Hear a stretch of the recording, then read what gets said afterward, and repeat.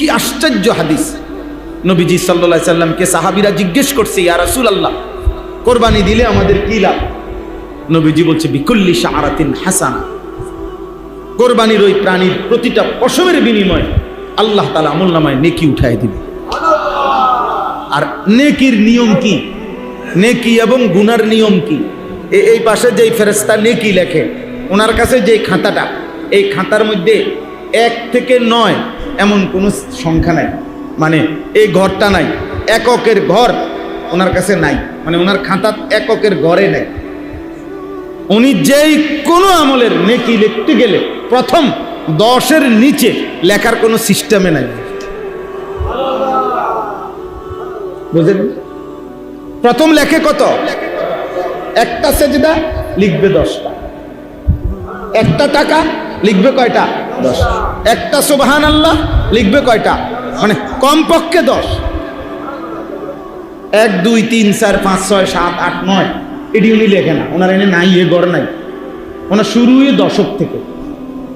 এবার হাদিসের মধ্যে আছে, আল্লাহ তাআলা বান্দার দিলের দিকে তাকাইয়া, ইখলাস তাকওয়ার দিকে তাকাইয়া বাড়াইতে থাকে।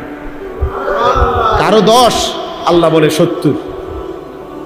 কারোর ব্যাপারে আল্লাহ বলে, ফেরেশতা লেখো 700, 7,000, 70,000, 7 লাখ, 70 লাখ, 7 কোটি, 70 কোটি, 70,000 কোটি। আল্লাহর কসম, কখনো আল্লাহ বলে, ফেরেশতা তুমি লিখো না, আমি আমার হাতে লিখব।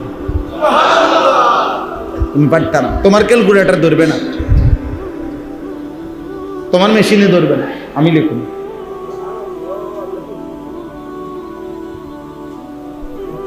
তাহলে আল্লাহ নবী সাল্লাল্লাহু আলাইহি সাল্লাম বলছে, প্রতিটা পশমের বিনিময়ে নেকি।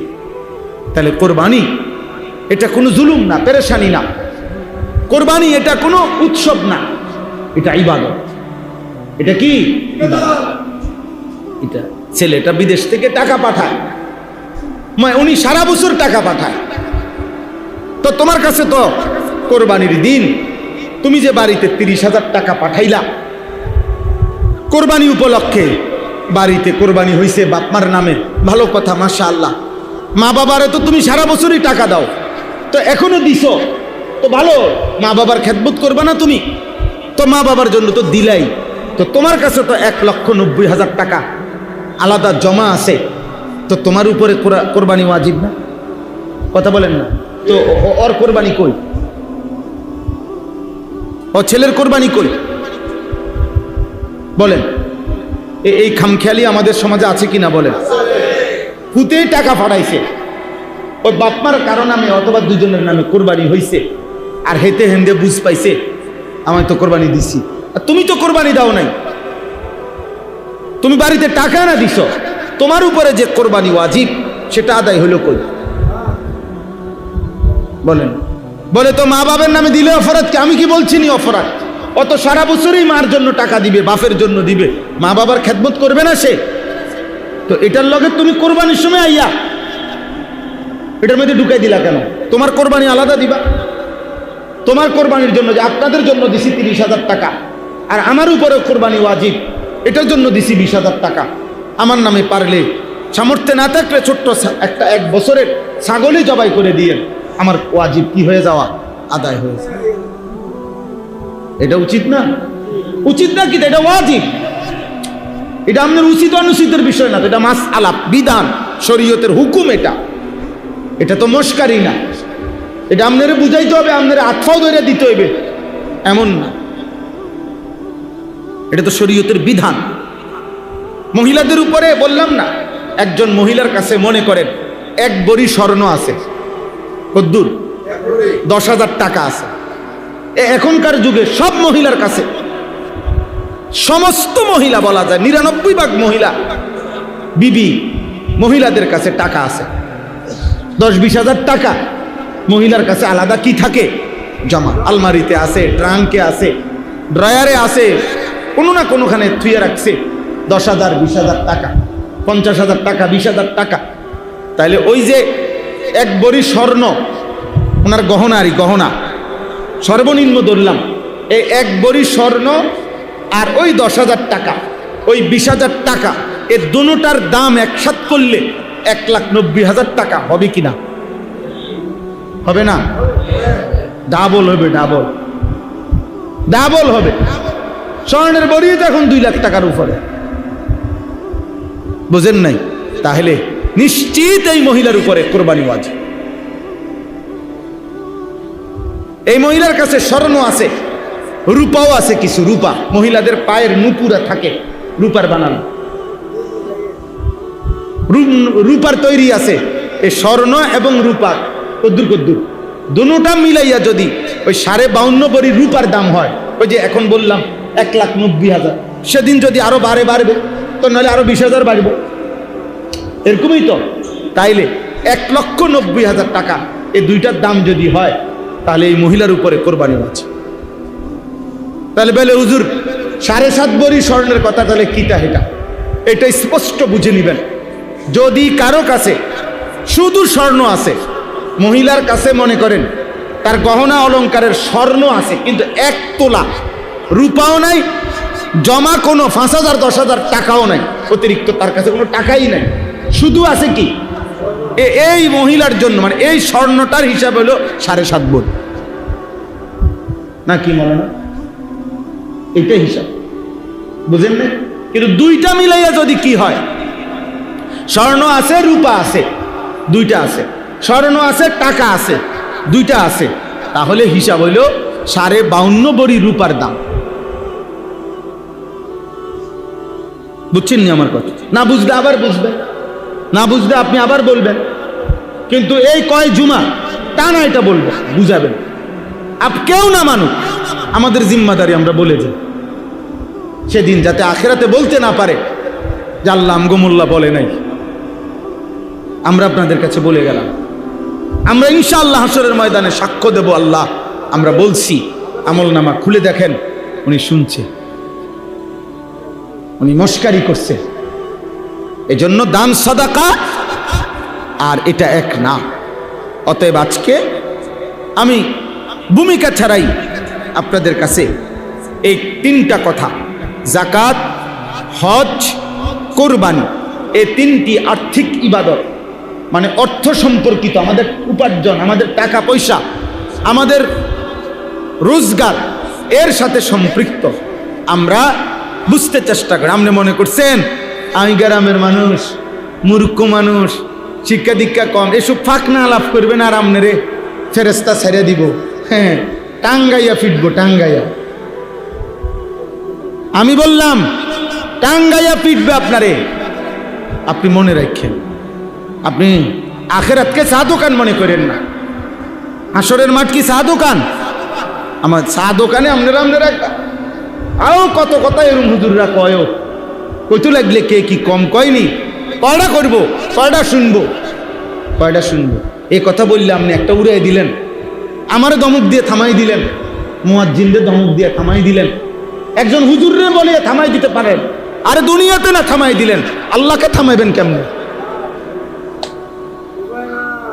হাসরের ময়দানে মালিক যখন জিজ্ঞেস করবে তখন কি বলবেন? কি বলবেন? কোরআনুল কারীমের মধ্যে আছে, কুল আরাআইতুম ইন আহলাকানি আল্লাহু ওয়া মান মাইয়া আও রাহিমানা ফামান ইউজিরুল কাফিরিনা মিন আযাবিন আলীম।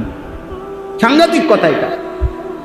আল্লাহ বলছে, হে নবী, আপনি এই বেঈমান কাফেরদেরকে বলেন, হে কাফেররা, হে নাফরমানরা, আল্লাহ যদি আমি মুহাম্মদ এবং আমার অনুসারী যে সাহাবা, এদের সবাইকে যদি আল্লাহ মৃত্যু দিয়ে দেয়, মৃত্যু দিয়ে দেয়, অথবা যদি আমাদেরকে আরো কিছুদিন হায়াত দেয়, মানে আমরা বাঁচি কিংবা মরি, মনে করো আমরা মরেই গেলাম, সবাই শেষ হয়ে গেলাম, কিন্তু এরপরেও তোমাদের এই কুফর, শিরিক, মিথ্যা, চুরি, জিনা, ব্যভিচার, সুদ, কিস্তি, হারাম, এই নাফরমানির বিনিময়ে যেই আযাব, সেই আযাব থেকে, আল্লাহর সেই আযাব থেকে তোমাদেরকে কে বাঁচাবে সেটা বলো।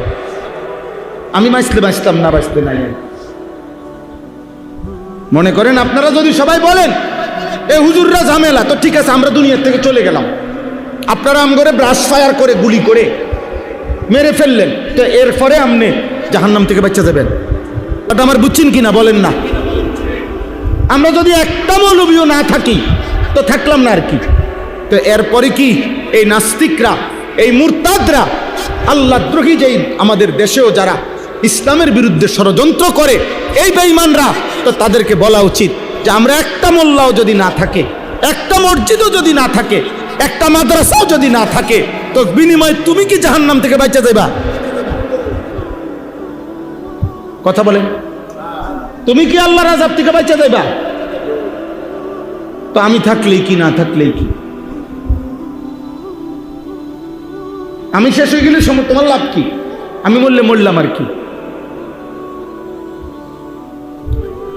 আল্লাহ আমাদেরকে বুঝ দান, হ্যাঁ, আল্লাহ আমাদেরকে বুঝ দান করেন, আল্লাহ আমাদেরকে কবুল করে নেন। অতএব আমার কথা শেষ। আপনাদের কাছে আমরা অনুরোধ করলাম, নওজোয়ান ছেলে তোমাদেরকেও বলি, আব্বা তোমরা এমন সুন্দর জীবন নষ্ট করো না, আব্বা নষ্ট করো না রে বাপ। হতে পারে পৃথিবীর কেউ তোমারে মনে রাখে নাই, দুর্ভাগ্য তোমার বাবা মাও হয়তো তোমারে আর গুনাহ থেকে ফিরাইবার চেষ্টা করে নাই, কিন্তু তবুও তুমি মনে রাখো, কোনো অজুহাত দিয়া তুমি কবরে হাসরে জাহান্নামে বাঁচতে পারবে না। আল্লাহ আমি বুঝি নাই, আমার বাপে আমারে বলে নাই, আমারে কেউ ডাকে নাই, আমারে কেউ বাধা দেয় নাই, এই জাতীয় কোনো কথা বলে কিয়ামতের দিন তুমি পাবে না।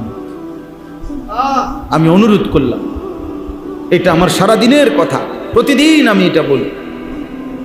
যে সমস্ত ছেলে পেলে আজকে বুঝতেছে না, ওরা মা বাবার খামখেয়ালিতে, অভিভাবকের দুর্বলতায়, কাপুরুষতার কারণে আজকে অনেক ছেলে পেলে সারা রাত দিন একটা সেজদা দেয় না। আহা, 1 বছর হয়ে গেছে, কোনো দিন বলতে পারবে না মুসলমানের বাচ্চা ফজরের ওয়াক্ত হয় কখন। আহারে বদনসিব রে। নবীজি সাল্লাল্লাহু আলাইহি সাল্লাম, হযরত উবাই ইবনে কাআব বলছে, নবীজি প্রত্যেক দিন ফজরের নামাজের পর নবীজি সাহাবাদের হাজিরার মতো ইমানদারদের খোঁজ খবর নাম ধরে ধরে জিজ্ঞেস করতেন ফজরের নামাজের।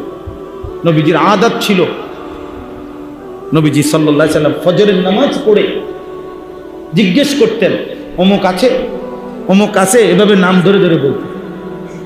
যদি কাউকে 2 দিন 3 দিন অনুপস্থিত দেখতেন, আল্লাহর কসম নবীজি বলতেন, শোনো, যারা মুনাফিক তাদের জন্য এশার নামাজ আর ফজরের নামাজ জামাতে পড়া কঠিন। কি বুঝাইতে চাইছেন? যে আসে নাই তাহলে তারে কি বুঝাইতে চাইছেন? কথা বলে না। বুখারীর হাদিস, আল্লাহর নবী সাল্লাল্লাহু আলাইহি সাল্লাম বলছেন, ইন্না আসকালা সালাতিন আলাল মুনাফিকিন সালাতুল ইশা ওয়া সালাতুল ফজর। নিশ্চয়ই 2টি নামাজ মুনাফিকদের জন্য পড়া কঠিন, একটি হলো এশার নামাজ, একটি হলো ফজরের নামাজ। ফজরের নামাজ তুমি কি বুঝাচ্ছ আব্বা? মুসলমান আইডি কার্ড দেখাইবা, জন্ম নিবন্ধন সনদ দেখাইবা, কার কাছে? ফেরেশতার কাছে। কবরে ভোটার আইডি কার্ড। আল্লাহ নবী সাল্লাল্লাহু আলাইহি সাল্লাম যিনি সুপারিশ করবেন, আমার সবচেয়ে বেশি ভয় লাগে, আহারে যিনি সুপারিশ করবে তিনি বলতেছে সে মুনাফিক। এবার সুপারিশ করবে কে? তোমার কোন আব্বাই সুপারিশ করবে? তোমার কোন বাপে সুপারিশ করবে তোমার লাগে?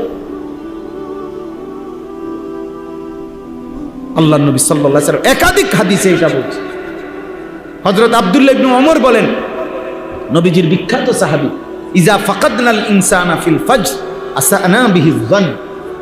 নবীজির জামানায় আমরা কাউকে ফজরের নামাজে অনুপস্থিত দেখলে, খোদার কসম তিনি বলে, আমরা তাকে 2টা ধারণা করতাম, হয় সে অসুস্থ যে কারণে মসজিদে আসতে পারে নাই, আর নাই তো মুনাফিক যে কারণে মসজিদে আসতে পারে। এই 2টার একটা। ফজরের নামাজের অনুপস্থিত ব্যক্তিকে আমরা 2টা জিনিস বুঝতাম, হয় অসুস্থ, নয় কি? কথা বলে না, মুনাফিক। মুনাফিক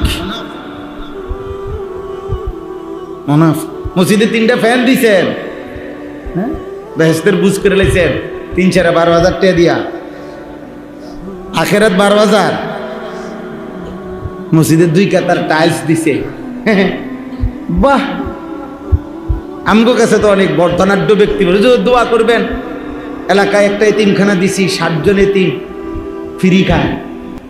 আখেরাতের বুঝ করে লেছে। ওনার যে 400 কোটি টাকার লোন, উনি যে পুরা শরীরে সুদে আর কিস্তিতে লোনে, এগুলো সমস্ত কিছুর মাফের জন্য ওই যে 60 জন মিসকিন যে এতিম খায়, টাকা ওনারে কান্দে করে ব্যস্ত দিয়ে আখেরাতের বুঝ করে রাখছে। তো ওই যে এতিমখানা বাদ দিছে যে আখেরাত কি, এই 60 জন মিসকিনের বাতরুজু নিয়ে আখেরাত বুঝেন নাই।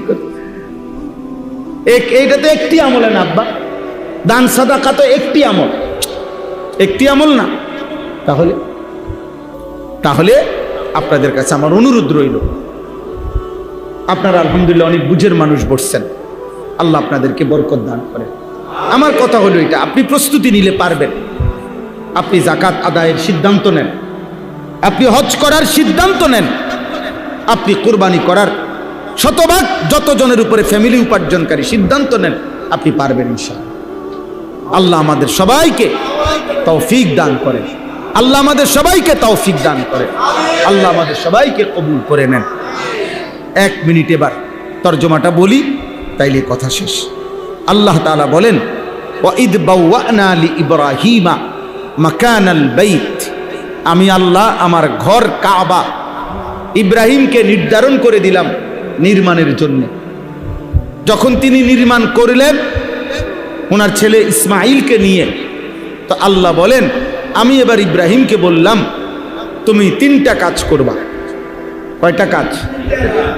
1, আল্লাহ তুশরিক বি শাইআ। 1 নম্বর হলো তুমি তোমার সন্তান আগত কিয়ামত পর্যন্ত ইমানদার প্রত্যেকে খেয়াল রাখবা কোনো অবস্থাতেই যেন আমি আল্লাহর সাথে শিরিক না হয়। কি না হয়? এই 1 জিনিস খেয়াল রাখবে আজীবন। 2, ওয়াতাহহির বাইতিয়া লিত্তাইফিনা ওয়াল কাইমিনা ওয়ার রুকআইস সুজুদ। 2 নম্বর হলো আল্লাহ বলেন দ্বিতীয় কাজ হলো আমার এই ঘর কাবা, এর চারদিকে যেই মসজিদে হারাম, এই ঘরকে এই মসজিদকে তুমি পবিত্র করবা 3 শ্রেণীর জন্য। এই ঘরকে কেন্দ্র করে মনে রাখবা 1 শ্রেণীর মানুষ আসবে যারা তাওয়াফ করবে, 1 শ্রেণীর মানুষ আসবে যারা এই মসজিদে ইবাদতের জন্য অবস্থান করবে, 1 শ্রেণীর মানুষ আসবে যারা রুকু সেজদা করবে মানে নামাজ আদায় করবে। তাওয়াফকারীদের জন্য, অবস্থানকারীদের জন্য এবং রুকু সেজদা মানে নামাজ আদায়কারীদের জন্য তুমি আমার এই ঘরকে পবিত্র রাখো।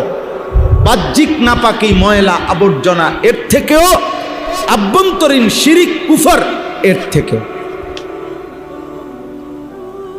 2, 3 নম্বর ওয়াআযিন ফিন নাস বিল হজ।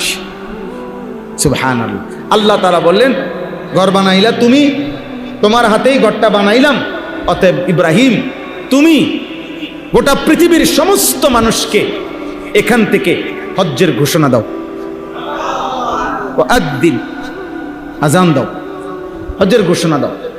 আর নিদাউ বিসাউতিন, আযান মানে একটু উঁচু আওয়াজে ডাকা। আল ইলামু বিসাউতিন, উঁচু আওয়াজে কিছু জানানো। তো আযান দাও, হজ্জের ঘোষণা দাও, আমার এই ঘরকে কেন্দ্র করে যেন হজে আসে। ইব্রাহিম আলাইহিস সালাম বললেন কাইফা উনাদি, আমি কিভাবে ডাকবো আল্লাহ? আপনার সমস্ত বান্দা কে আছে কোথায় আমি পাবো কেমনে, আর আমার এই আওয়াজ পৌঁছবে কেমনে? সুবহানাল্লাহ। আল্লাহ তাআলা বললেন নাদি ওয়া আলাইয়াল বালাগ, তুমি ডাক দাও, কিয়ামত পর্যন্ত কে কে আসবে প্রত্যেকের কানে আমি পৌঁছাবো। সিস্টেম আমি করব, তুমি বলে দাও, ঘোষণা দাও। হযরত ইব্রাহিম আলাইহিস সালাম আবু কুবাইস পাহাড়ের উপরে দাঁড়িয়ে ঘোষণা দিলেন ইয়া আইয়ুহান নাস ইন্না রাব্বাকুম বানা বাইতান, হে মানুষ তোমাদের রব তার ঘর বানাইছেন। ওয়া ইন্নাল্লাহা কাদ আওজাবা আলাইকুমুল হাজ্জা ইলাই, এই ঘরকে কেন্দ্র করে তিনি তোমাদের উপরে হজ বাধ্যতামূলক করেছেন। ফাআজিবু রাব্বাকুম, তোমরা তোমাদের রবের ডাকে সাড়া দাও। হাদিসে আছে নবীজি বলেন, সৃষ্টি যে জীবিত মানুষ যারা, মায়ের গর্ভে যারা, বাপের পিঠে বাপের বীর্যে যারা, রুহের জগতে যারা, আল্লাহ তাআলা কুদরতিভাবে যাদেরকে আল্লাহ তাআলা হজ নসিব করবেন, আল্লাহর ঘর নসিব করবেন, তাদের প্রত্যেকের কানে এই আওয়াজ পৌঁছাইছেন এবং তারা সকলেই লাব্বাইক আল্লাহুম্মা লাব্বাইক, এই লাব্বাইকের আওয়াজ দিয়ে জবাব দিছে। কেউ একবার, কেউ বারবার, কেউ 10 বার, কেউ 3 বার, যে জবাব দিছে যতবার মালিক তাকে নিয়ে গেছে ততবার। সুবহানাল্লাহ। ইয়াতুকা রিজালান ওয়া আলা কুল্লি যামিরিন ইয়াতিনা মিন কুল্লি ফাজ্জিন আমিক। আল্লাহ বলেন, আপনি শুধু ঘোষণা দিয়ে দেন, আমি এবার কাছের যারা তারা পায়ে হেঁটে আসবে, দূরের যারা তারা যদি সর্বোচ্চ দূরত্ব হয় তো সর্বোচ্চ দূরত্ব থেকেও তাদের বাহনে চড়ে তারা আসবে। এত দূর থেকেও আসবে, আল্লাহ ওয়াদা দিছে, এত দূর থেকেও মানুষ আমার ঘরে আসবে যে আসতে আসতে তাদের বাহন দুর্বল হয়ে যাবে।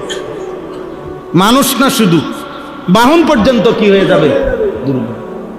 মানুষ না, শুধু বিমানের ফুয়েল শেষ হয়ে যাবে। বিমানেরও কি এখনকার হিসাবে কইলাম আর কি, বিমানেরও তেল শেষ হয়ে যাবে, বাহনও দুর্বল হয়ে যাবে। আমি পৃথিবীর শেষ প্রান্তে কোনো মোমেন যদি থাকে, আমি তার কলিজাতেও আমার ঘরের ভালোবাসা দিয়ে দেব।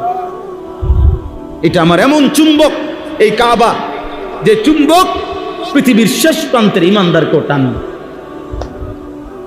অতএব যার কলিজায় কাবার ভালোবাসা আসেই নাই বেটা, তো চুম্বকের সাথে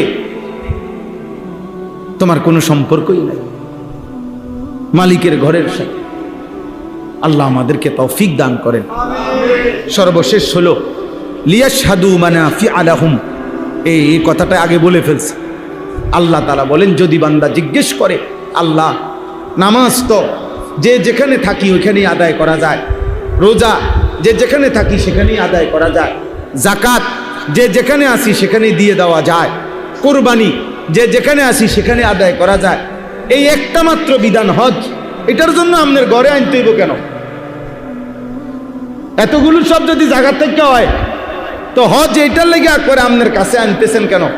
সবাই রে, কাছের মানুষ, দূরের মানুষ, এত দূরের মানুষ বেচারা দুর্বল বয়স্ক, এরপরও সবাই রে ঘুরে আপনি আনতেছেন আপনার ঘরে কেন? এই আল্লাহ যেন বলে, লিয়াশহাদু মানাফিআ লাহুম। বন্ধু, এটা আমি বলবো না, এটা আমি দেখাবো, এটা আমি দেখাবো। লিয়াশহাদু মানাফিআ লাহুম, তারা যেন তাদের কল্যাণ এসে দেখে যায়। এটা কি করব না, বলবো, এটা বলবো না, এটা দেখাবো। ও আসলেই বুঝবে, ও আসলেই বুঝবে কাবার দিকে তাকাইলে কেমন হয়, মিনা আরাফা মুজদালিফায় গেলে কেমন হয়। আল্লাহ আমাদেরকে তৌফিক দান করে। ওয়ায়াযকুরু ইসমাল্লাহি ফি আইয়ামিন মা'লুমাত আলা মা রাযাকাহুম মিন বাহিমাতিল আনআম। আল্লাহ তাআলা বলেন, সাথে সাথে আমি আল্লাহ চাই কোরবানির নির্ধারিত দিনগুলোতে বান্দা আমার উদ্দেশ্যে কোরবানি করবে, আর জবানে আমার নাম নিবে, আর মালের দ্বারা আমার হুকুম পালন করবে। বিনিময়ে আমি আল্লাহ তাআলা খুশি হব। আমি চাই হজ্জের মাধ্যমে আমার নিয়ামত দেখাবো, কোরবানির মাধ্যমে বান্দা আমাকে ভালোবেসে তার মালও খরচ করবে, আমার নামও তার জবানে আল্লাহু আকবার বলবে। হ্যাঁ, আল্লাহ বলেন আমি এটা শুনতে চাই। এবার বান্দা যদি শেষ বলে যে আল্লাহ আপনার জন্যই কোরবানি করছি, জবানে আপনার নামও নিছি, সম্পদ দিয়ে আপনার জন্য কোরবানি করছি, এখন আপনি এটা নেন। আল্লাহ বলবে, না বান্দা, ফাকুলু মিনহা, আমার শুধু ওই যে তুমি মুখে আমার নাম নিছো, দিলে আমারে ভালোবাসা, তোমার মাল খরচ করছো, আমারে দূরে সারবো, গোশত তুমিই খাও। আমি দিল পাইছি, আমি তোমার মুখে আমার নাম শুনছি, খালাস, আমার আর লাগবে না, গোশত তুমি না। ফাকুলু মিনহা, এবার বান্দা যদি বলে আল্লাহ এত গোশত আমি একা সবটা নিয়ে নেব, আল্লাহ বলছে আচ্ছা তো ঠিক আছে, ও আতইমুল বাঈসাল ফাকির, তাইলে এখান থেকে কিছু গোশত গরিব, অসহায়, অভাবী, দুস্থ ওদেরকে খাওয়াও। ঠিক আছে দাও, তুমিও খাও, স্বজনকেও দাও, অভাবীকেও দাও। সুবহানাল্লাহ। আল্লাহ তাআলা আমাদের সবাই